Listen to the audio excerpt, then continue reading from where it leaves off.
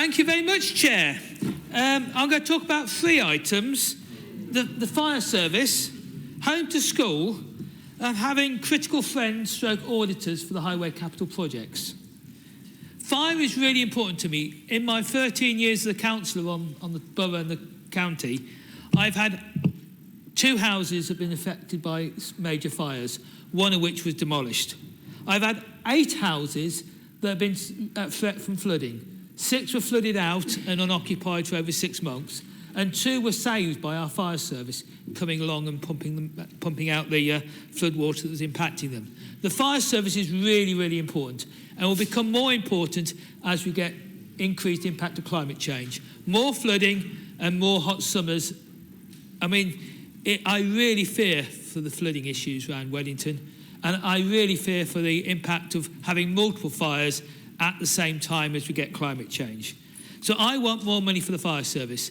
Having 1 fire appliance on duty at any one time in the Nuneaton is not enough. I understand it can do the emergency calls, but we actually need all the prevention there and we need the resilience there, which is why, unfortunately, we can't do it now, but I want more money in the budget so we can have more staff and more of the preventative work. A good example of preventive work we need is we had a fire burning in Camp Hill at the back of Wellington, which burnt all for almost a week in a place that shreds pallets. A week-long fire used so much resource of our fire department when we could have actually had some preventative. There'd been fires on the site in the months before, and if we had more fire officers, we could have actually done some work at that site, I hope, to actually have prevented the major fire that burnt in the new year. So I really want to build up our fire service in the Nuneaton. Having 1 team when most towns have 2 of the size is not good enough. Home to school is where we find the money to do this sort of stuff. It's been mentioned by the reform budget they're going to spend another £11.2 million. But that is a bit of a confusion, because actually the rate of spending on home to school went up by £4.5 million.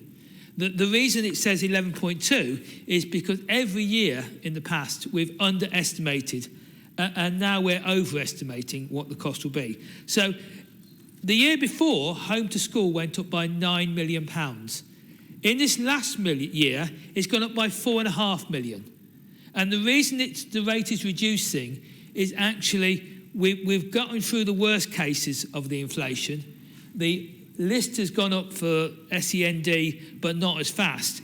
And the whole dynamics is changing.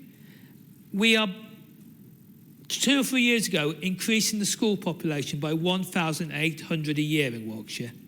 That is primarily due to people migrating into Warwickshire for all the new houses, particularly in the Nuneaton and Rugby. We had massive house building. That has slowed dramatically, which is why the rate of home to school increases has slowed dramatically. And looking at the population projections going forward, we're going to be putting on maybe 200 children a year in our schools rather than almost 2,000. The dynamic is very different as we've gone past this increase. But there's so much we can do more intelligent with home to school. The big numbers is the mainstream. The big costs are the SEND. Understanding this and looking at where the costs are, there are things we can be doing to, particularly like bus services. We are paying over the odds for bus services. Quite often it's cheaper to get a train rather than a bus.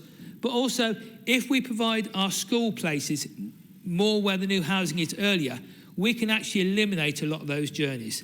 I looked at the stats for school availability. There are 95 people on the waiting list for High Lane School at the moment, but none in year 7. They're all in 8, 9, 10, 11. This is because we didn't build a new school at the top farm, which is High Lane North, early enough. How can we have almost £1 million of home to school costs in Wellington that has 6 schools? The reason is we aren't building them at the right time. We've got empty classrooms because the schools are opened up from the bottom, rippling up. And we've allocated some of the school places in the new schools to people from Galley Common or Bedworth coming to Wellington, where they're building new houses. We need to do smarter. And looking at all the stats, the home to school thing is not going to be £88 million in 5 years' time because of all, A, the demographics, and B, as some of the councillors have said, we're actually doing stuff to fix the problem. Yeah, we're actually having more school places. We're looking at the data. It's really unfortunate that the reform have not really been that helpful in sharing data, particularly data in terms of what age group people are using the home to school. If we understand the data better, and reform are great talking about their Doge and going into government efficiency, I'm autistic. I'm really good. If you give me all the data, I will go through the data and tell you how to save the money. We need to be looking at this because that 89 million is unaffordable. If we do home to school right, we can have more fire service and we can have a lower council tax. The final thing I really want to talk about is having a critical friend stroke auditor for highway capital projects. In the last few years, we've spent probably £100 million on big highway projects. We can't yet say how much we've spent on the bridge to nowhere, but we've had the Bermuda Bridge, etc. And we've had Coat and Arches, that was a project that ran exactly to time and exactly to budget. Sometimes we do things right, sometimes there have been disasters. If you looked at £100 million of capital projects, with a member of staff that costs £50,000 a year, learn the lessons from the past, and when we have capital projects coming forwards, actually have a critical friend at the beginning, actually saying, do we need to build that road quite as wide? Do we need to build it quite as long?